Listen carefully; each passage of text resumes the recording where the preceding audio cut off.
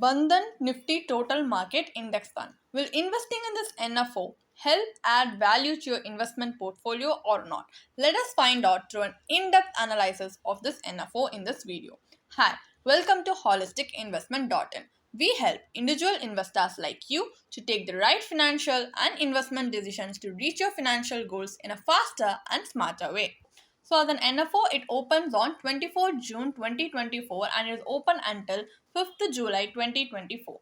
And some of its key features are it has a open-ended fund type and it has Nifty Total Market TRI as its benchmark, and it belongs to a category of equity flexi cap fund, and the fund manager for this NFO is Mr. Nemish Sheth, and the minimum application amount you need to start investing in this fund is 1000 rupees, and the riskometer involved in this fund is very high.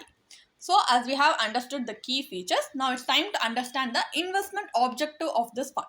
So the primary investment objective of this fund is to replicate the Nifty Total Market Index returns by investing in securities of the Nifty Total Market Index in the same proportion or weightage with an aim to provide returns for the investors before expenses. This will be subjected to tracking errors.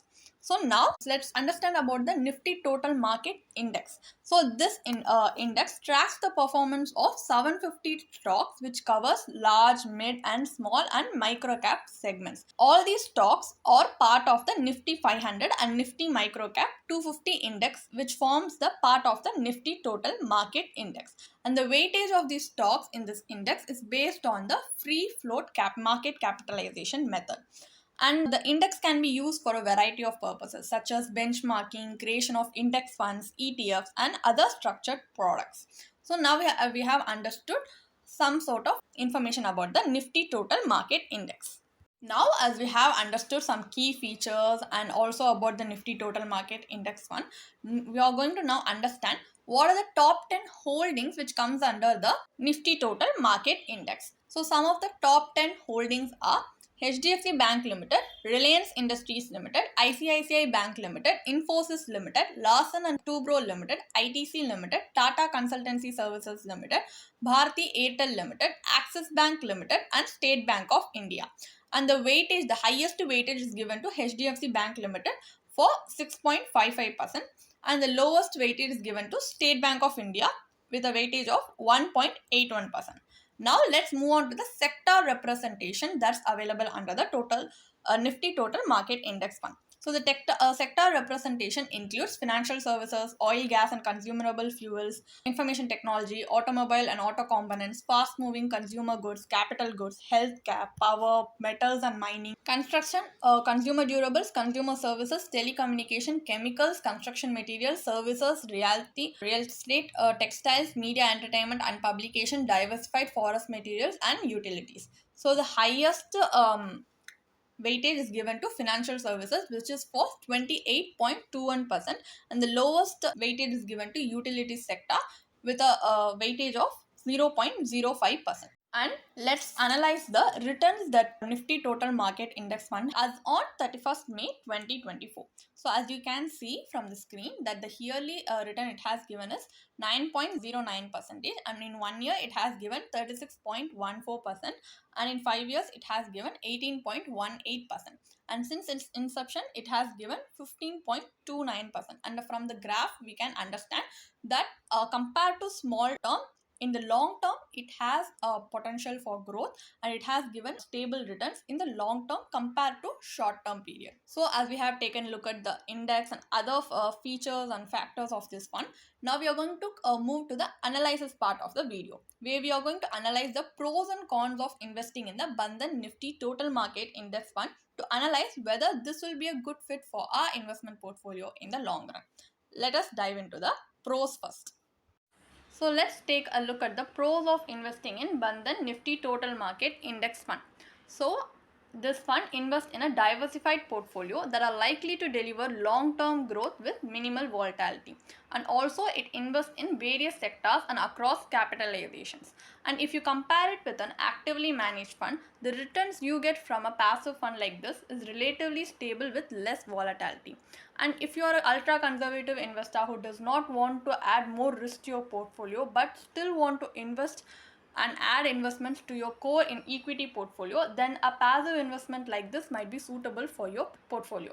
Also, this fund is free from fund manager bias as this is a passively managed fund. And as it is managed passively, it is expected to have lower expense ratio than an actively managed mutual fund scheme. So these are some factors you can consider while in choosing to invest in Bandhan Nifty Total Market Index Fund.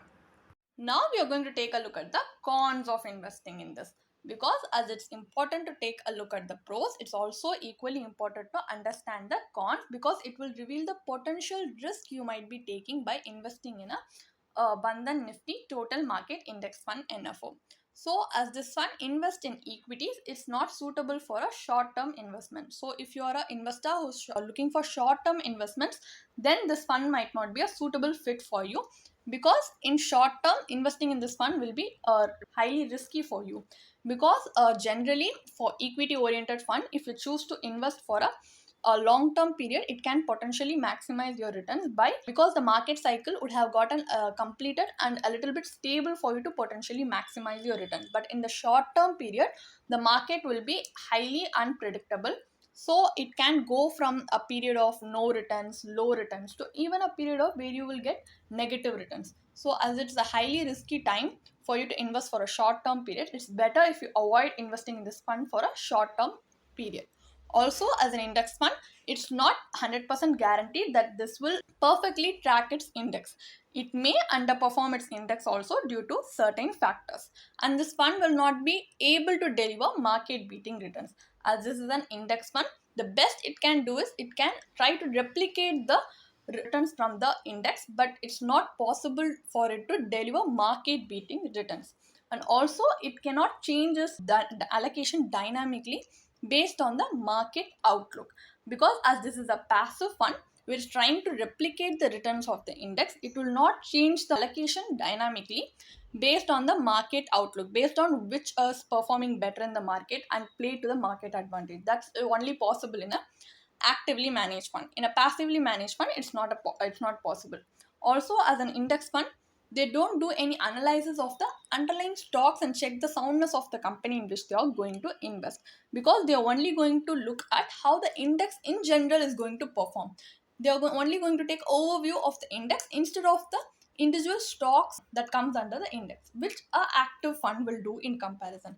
So in active fund, you're better able to take a calculated risk by analyzing all stocks and choosing the best. But in a passive fund, it's not possible. And also the major drawback of an index fund investment is tracking error, since I have already told you that it may not perfectly track its index. And also as an index fund, it's not flexible and will not be able to take any course corrective measures during market crash like an actively managed fund. Actively managed fund will always, the fund manager will be looking for how to play better to the market's advantage. And in a index fund, as it's only trying to replicate the returns from the index, it will not be able to take any course corrective measures, which will be a major drawback in the long run.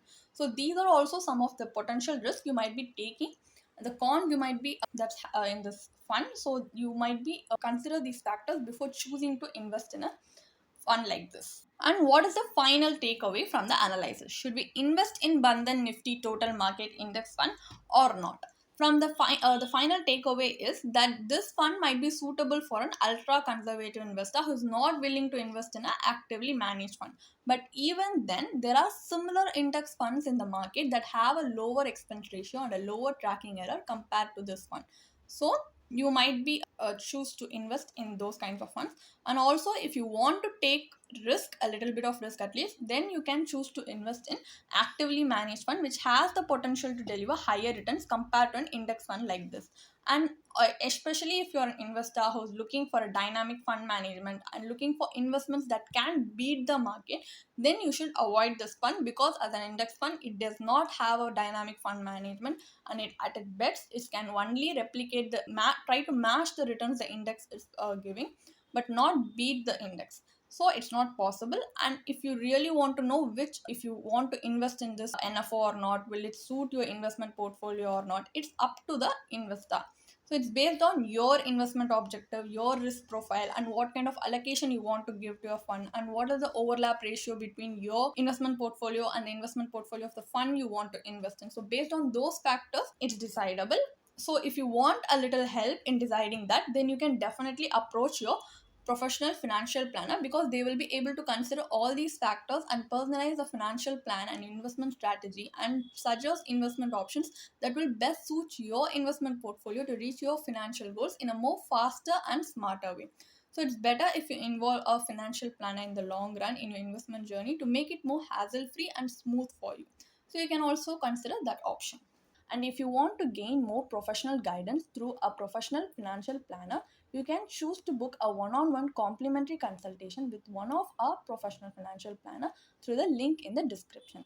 Also, if you want to gain more investment and financial insights through the leading experts in the finance industry, we also conduct regularly free live webinars through which you can register and gain these insights. The link is in the description.